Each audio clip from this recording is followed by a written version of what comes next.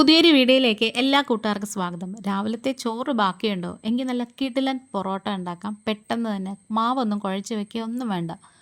മിക്സിയുടെ ജാർ എടുത്തിട്ടുണ്ട്. അതിലേക്ക് 250 ml കപ്പിൻ്റെ 1 കപ്പ് ചോറാണ് എടുത്തു കൊടുക്കുന്നത്.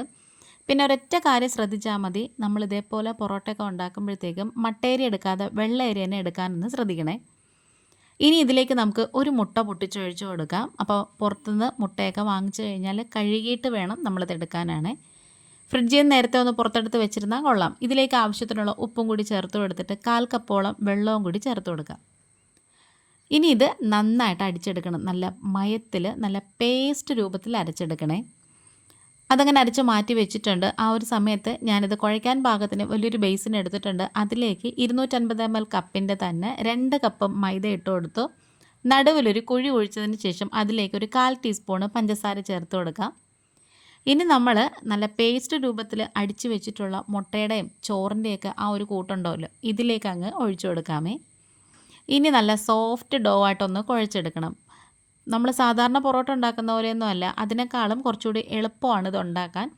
മാത്രമല്ല ആ ഒരു പൊറോട്ട ഉണ്ടാക്കാൻ മാവ് നമ്മൾ അടിച്ച് പതപ്പിച്ച് ഭയങ്കരമായിട്ട് സോഫ്റ്റ് ആക്കിയൊക്കെ എടുക്കണം. പക്ഷേ ഇതിന് അത്രയ്ക്കൊന്നും വേണ്ട കേട്ടോ. നന്നായിട്ട് ഇങ്ങനെ ഒന്ന് കുഴച്ചെടുത്താൽ മതി. ഭയങ്കരമായിട്ട് കട്ടിയാവാനും പാടില്ല മാവ്.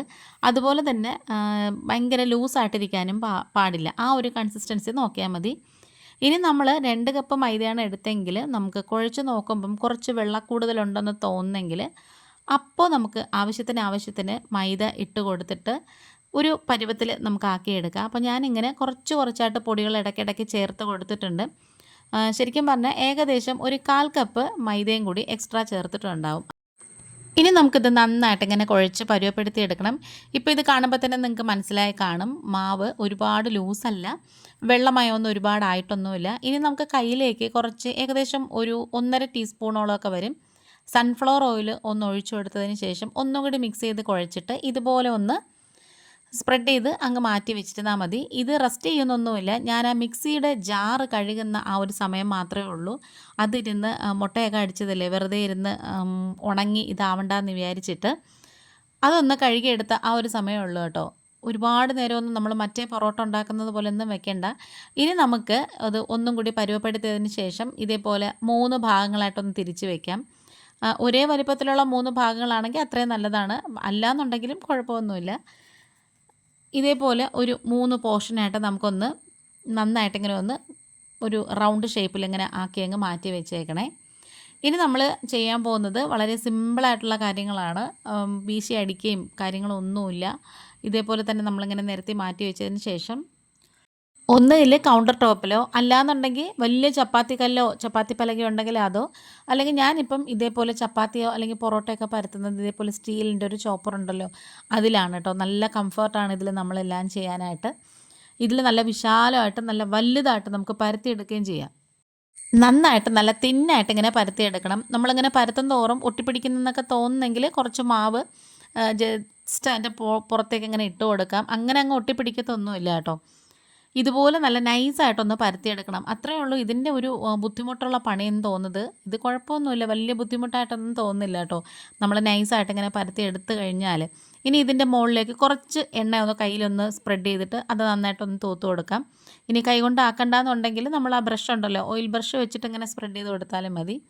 ഇനി പതിയെ ഇങ്ങനെ ഒന്ന് റോൾ ചെയ്തെടുക്കാമേ. അപ്പം നമ്മുടെ പണിയൊക്കെ ഏകദേശം കഴിയാറായി, വലിയ പണിയൊന്നുമില്ല കേട്ടോ.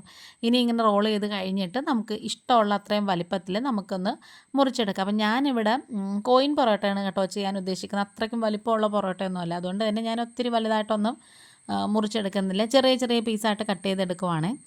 അപ്പോൾ ഈ ഒരു വീഡിയോ കണ്ടുകൊണ്ടിരിക്കുന്ന സമയത്ത് ഈ ഒരു ചാനൽ നിങ്ങൾക്ക് ഇഷ്ടപ്പെടണമെന്നുണ്ടെങ്കിൽ ഒന്ന് ലൈക്ക് ചെയ്യും, ഷെയർ ചെയ്യും, കമൻറ്റ് ചെയ്യും, സബ്സ്ക്രൈബ് ചെയ്ത് സപ്പോർട്ട് കൂടെ ചെയ്യണേ. ഇതുപോലെ തന്നെ ആ ഒരു അകത്തിങ്ങനെ ഒരു ഞൊറി പോലെ തന്നെ കാണുന്നുണ്ട്. മറ്റേത് നമ്മൾ വീശി അടിക്കണം, എന്നിട്ട് ചുരുട്ടി എടുത്തിട്ടാണ് നമ്മളിതേപോലെ ചുറ്റിച്ചൊക്കെ വെക്കുന്നത്. ഇതിപ്പോൾ അത്രത്തൊന്നും ആവശ്യമൊന്നുമില്ല. എന്നിട്ട് നമുക്കിത് ഓരോന്നായിട്ട് അങ്ങ് മാറ്റി വെച്ചേക്കാം. എന്നിട്ട് നമുക്ക് വേറൊരു പ്ലേറ്റ് എടുത്തിട്ട് അതിൽ കുറച്ച് സൺഫ്ലവർ ഓയിലൊന്ന് സ്പ്രെഡ് ചെയ്ത് കൊടുത്തതിന് ശേഷം നമ്മൾ ഈ മിക്സ് ചെയ്ത് കുഴച്ച് പരുവപ്പെടുത്തി വെച്ചിട്ടുള്ള ഓരോന്നും എടുത്ത് അതിലേക്കൊന്ന് അടുക്കി അങ്ങ് വെച്ച് കൊടുത്താൽ മതിയേ. പുതിയ കൂട്ടുകാരാരെങ്കിലും ഉണ്ടെങ്കിൽ ഈ ഒരു ചാനൽ കണ്ടിട്ട് ഇഷ്ടപ്പെടുകയാണെന്നുണ്ടെങ്കിൽ ഇതുവരെയും സബ്സ്ക്രൈബ് ചെയ്തില്ല എന്നുണ്ടെങ്കിൽ ആ ഒരു ബെല്ലൈക്കണും സബ്സ്ക്രൈബ് ബട്ടണൊക്കെ പ്രസ് ചെയ്തിട്ട് അതിൽ ഓൾ എന്ന ഓപ്ഷനും കൂടി കൊടുക്കണേ. എങ്കിൽ മാത്രമേ ഞാനിടുന്ന നെക്സ്റ്റ് വീഡിയോസൊക്കെ നോട്ടിഫിക്കേഷനായിട്ട് നിങ്ങൾക്ക് കിട്ടത്തുള്ളൂ. അങ്ങനെ അതൊക്കെ കഴിഞ്ഞു. അടുത്ത ബാച്ചും ഞാനിതേപോലെ പരത്തി നല്ല ഉരുട്ടി നല്ല പരുവപ്പെടുത്തി ഇതേപോലെ ഒരു റോളാക്കിയൊക്കെ എടുത്ത് വെച്ചിട്ടുണ്ട്. ഇനി നമുക്ക് കൈ കൊണ്ട് ഒന്നുകിൽ ഇതുപോലെ ഇങ്ങനെ പ്രസ് ചെയ്ത് കൊടുക്കാം. അതും അല്ലാന്നുണ്ടെങ്കിൽ ഞാൻ ആദ്യം ഒരെണ്ണം കൈ കൊണ്ടാണ് ആക്കിയത്. പക്ഷെ അത് തീരെ ചെറുതായി പോയി. ശരിക്കും പറഞ്ഞൊരു ബൺ പൊറോട്ടയുടെ സൈസേ ആയിപ്പോയുള്ളൂ. പിന്നെ ഞാൻ നമ്മുടെ റോളർ കൊണ്ടിട്ട് പരത്തിയും എടുത്തിട്ടുണ്ടായിരുന്നു. അപ്പോൾ കുറച്ചും കൂടെ വലിപ്പം കിട്ടി. ഇതിപ്പോൾ നിങ്ങൾക്ക് കാണുമ്പോൾ തന്നെ അറിയാം വളരെ കുഞ്ഞതാണ് കേട്ടോ.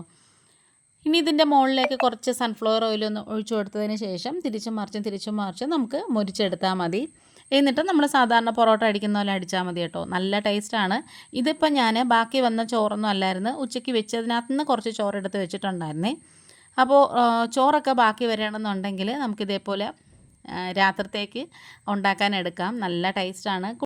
എപ്പോഴും നമ്മൾ ചപ്പാത്തി ഉണ്ടാക്കുന്നതിന് പകരം വല്ലപ്പോഴും ഇതുപോലെ ഉണ്ടാക്കാം. ഇനി നമുക്ക് ഭയങ്കര ഹെൽത്ത് ഇഷ്യൂസൊക്കെ ആണെന്നൊക്കെ തോന്നുന്നുണ്ടെങ്കിൽ മൈദയ്ക്ക് പകരം ഗോതമ്പ് മാവ് വേണമെങ്കിൽ എടുക്കാം. അത് വെച്ചും ഇതുപോലെ നല്ല സൂപ്പറായിട്ട് നമുക്ക് ഉണ്ടാക്കിയെടുക്കാൻ പറ്റും. കളറിനൊരു ചെറിയ വ്യത്യാസം കാണാം, അത്രയേ ഉള്ളൂ കേട്ടോ. ഇനി ഇതുപോലെ തിരിച്ചും മറിച്ചും നന്നായിട്ടിങ്ങനെ മുരിയിച്ചെടുത്താൽ മതി. അപ്പം നമ്മുടെ കിടിലം പൊറോട്ട ഇവിടെ റെഡിയായിട്ട് വരുവാണ്. ബാക്കി വന്ന ചോറ് കൊണ്ട് നമ്മൾ ഉണ്ടാക്കിയൊരു പൊറോട്ടയാണ് കേട്ടോ. ഇനി ഇതിൻ്റെ കൂടെ നമുക്ക് കോഴിക്കറിയോ അല്ലെങ്കിൽ ബീഫ് കറിയോ മട്ടൻ കറിയോ ഒന്നും വേണ്ട, സാധാരണ ഉള്ളിക്കറി ആയാലും മതി കേട്ടോ. അതിൻ്റെ കൂടെ കഴിക്കാനായിട്ട് നല്ല ബെസ്റ്റ് കോമ്പിനേഷനാണ്. ഇതുപോലെ തിരിച്ച് മറിച്ച് എടുക്കുമ്പോൾ മാത്രമേ ഉള്ളൂ അതിൻ്റെ ഉൾഭാഗവും കൂടി നന്നായിട്ട് വെന്ത് കിട്ടുന്നത്. അപ്പോൾ ഇത് കണ്ടിട്ട് നിങ്ങൾക്ക് ഇഷ്ടപ്പെടാണെന്നുണ്ടെങ്കിൽ ഒന്ന് ട്രൈ ചെയ്ത് നോക്കണം. കയ്യിൽ ഒത്തിരി ഒന്ന് എണ്ണ തടവിയതിന് ശേഷമാണ് നമ്മളിതുപോലെ അടിച്ചെടുക്കേണ്ടത്. നല്ല ചൂട് കാണും. ഏറ്റവും പാടുള്ളത് എന്ന് എനിക്ക് തോന്നിയത് ഈ ഒരു ഭാഗമാണ് കേട്ടോ. കാരണം ആ ചൂടോടുകൂടി നമ്മൾ അടിച്ചിട്ട് കാസറോളിനകത്ത് വെക്കുമ്പോഴേ കറക്റ്റായിട്ടിരിക്കത്തുള്ളൂ. അപ്പോൾ ഇത് കാണുമ്പോൾ നിങ്ങൾക്ക് മനസ്സിലായി കാണാം, നല്ല സോഫ്റ്റ് ആയിട്ടുള്ള പൊറോട്ടയാണ്. ഇനി ഇതിൻ്റെ മുകളിലേക്ക് കുറച്ചും കൂടി എണ്ണ ഒഴിച്ചു കൊടുത്തിട്ടാണ് ഞാൻ അടുത്ത ബാച്ചും കൂടി ഇട്ട് കൊടുത്തത്. അപ്പോൾ ആദ്യം ഉണ്ടാക്കിയതിനേക്കാളും കുറച്ചുകൂടി ഒരു വലിപ്പത്തിലാണ് ഞാൻ രണ്ടാമത്തെ ബാച്ച് ഉണ്ടാക്കിയത്. കാരണം കുറച്ചും കൂടി വലുതായിട്ടിരിക്കണം. മറ്റേത് തീരെ കുഞ്ഞിതായിപ്പോയി. അതുകൊണ്ടാണ്. അങ്ങനത്തെ നമ്മുടെ അടിപൊളിയായിട്ടുള്ള വീശി അടിക്കാത്ത നമ്മൾ ചോറൊക്കെ ചേർത്തിട്ടുള്ള നല്ല പൊറോട്ട ഇവിടെ റെഡി ആയിട്ടുണ്ട്. ഇതിപ്പോൾ നമ്മൾ ബീഫ് കറിയുടെ കൂടാണ് കേട്ടോ കഴിക്കുന്നത്. നല്ല ബെസ്റ്റ് കോമ്പിനേഷനാണ്. നല്ല പഞ്ഞി പോലെ ഇരിക്കുവാണ്. ഇത് കൈകൊണ്ട് ചുരുട്ടിയപ്പോൾ തന്നെ നിങ്ങൾക്കത് മനസ്സിലായി കാണും. അപ്പോൾ നമ്മുടെ വീഡിയോ വൈൻഡ് അപ്പ് ചെയ്യാറായി. ഈ ഒരു വീഡിയോ കണ്ടിട്ട് ഇഷ്ടപ്പെടണമെന്നുണ്ടെങ്കിൽ കമൻസ് ഇടണം. അതുപോലെ തന്നെ നിങ്ങളുടെ ഫ്രണ്ട്സ് ആൻഡ് ഫാമിലിക്കും കൂടി ഒന്ന് ഷെയർ ചെയ്ത് കൊടുക്കണം. വീഡിയോ വൈൻഡ് അപ്പ് ചെയ്യാറായി. ഇന്നിപ്പോൾ ഇത്രയേ ഉള്ളൂ. വീണ്ടും വരാം. Thanks for watching.